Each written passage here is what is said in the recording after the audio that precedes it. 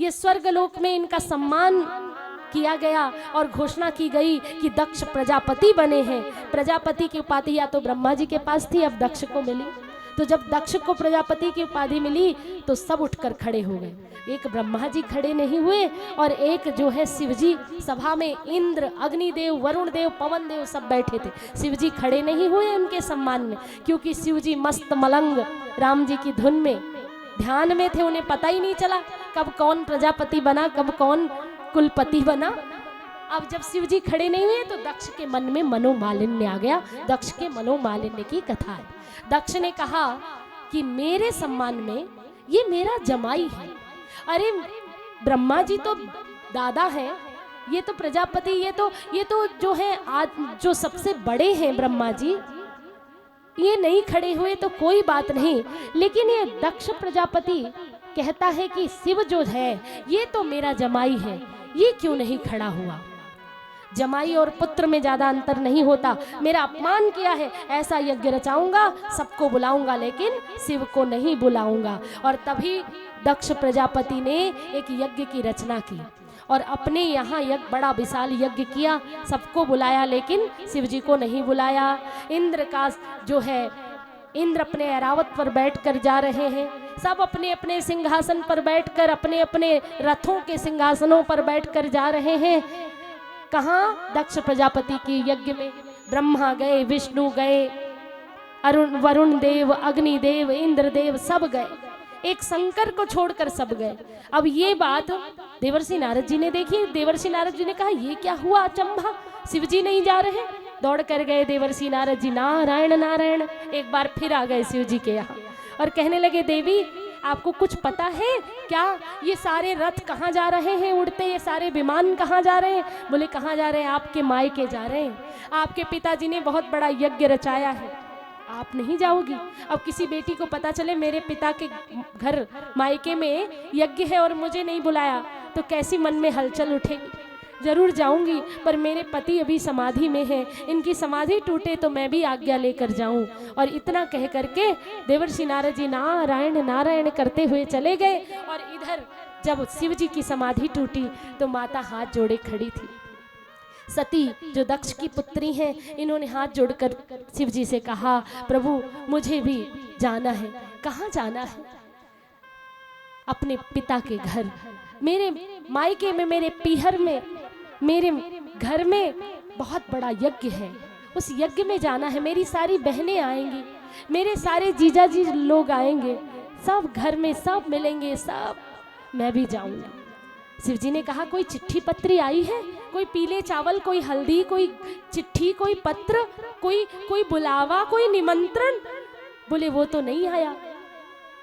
तो शिव जी बोले पिताजी के घर, गुरुजी के घर, मित्र के घर यद्यपि बिना बुलाए जा सकते हो, कोई अपराध नहीं, लेकिन जब कोई उत्सव हो तो कदापि नहीं जाना, क्योंकि अगर अपने हैं तो बुलाएंगे अवश्य, और नहीं बुलाया है तो कुछ दाल में काला है। और यहाँ दाल में काला नहीं, पूरी दाल ही काली। दक्ष का मन काला है, तुम्हें बुलाया नहीं तो देवी मत जाओ, बिना बुलाए जाओगी तो अपमान झेलना पड़ेगा, मत जाओ। परंतु सती मानी नहीं, कहने लगी पूरी जिंदगी आपकी सेवा की, आपने जो जो कहा वो किया, अब एक बार मुझे जाने दो, मुझे बड़ा मन है जाने का। शिव जी ने बहुत मना किया लेकिन सती मानी नहीं। शिव जी समझ गए होई है सोई जो राम रच राखा, को करी तरक बढ़ावई साखा, को करी तरक बढ़ावई साखा।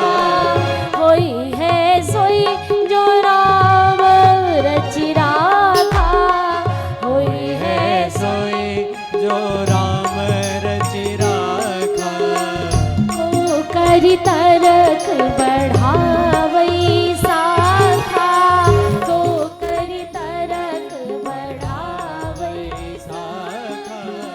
पिता भवन जब गई भवानी, दक्ष त्रास काहू न सनमानी, दक्ष त्रास काहू न सनमानी, दक्ष त्रास काहू न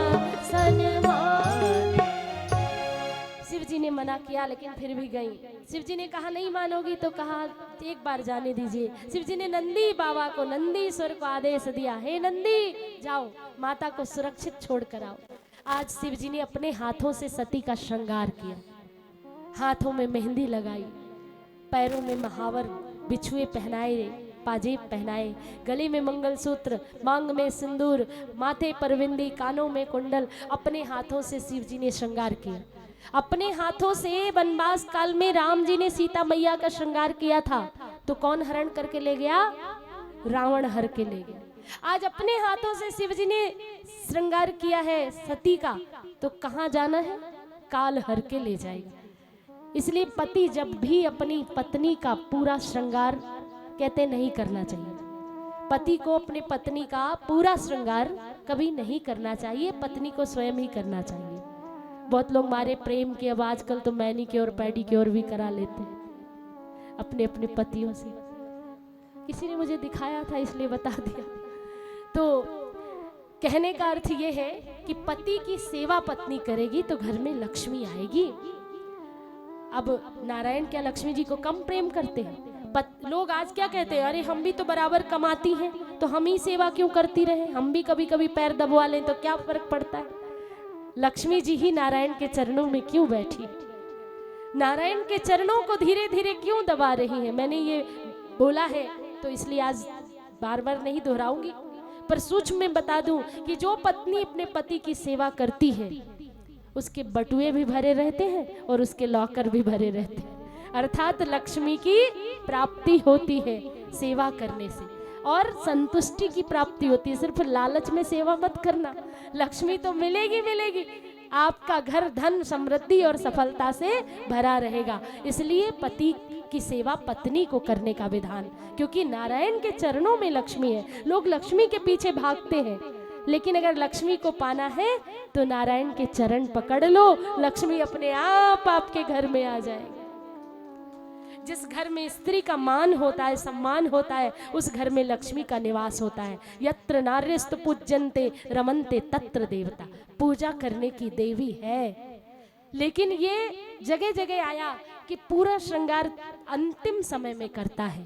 कोई भी देवता भी अपनी स्त्री का पूर्ण श्रृंगार कब करता है? जब उसे विदाई दे रहा हो। आज शिव जी विदाई दे रहे हैं, माता का श्रृंगार किया अपने हाथों से और माता को भेज दिया है नंदी पर बिठाकर।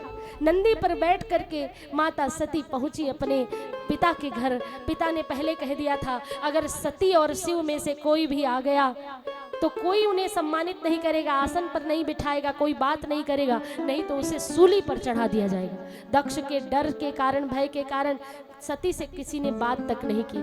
भगिनी मिली बहुत मुस्काता, जो इनकी बहनें हैं 15, वो बहनें कैसे कह रही क्यों अकेली आई हो।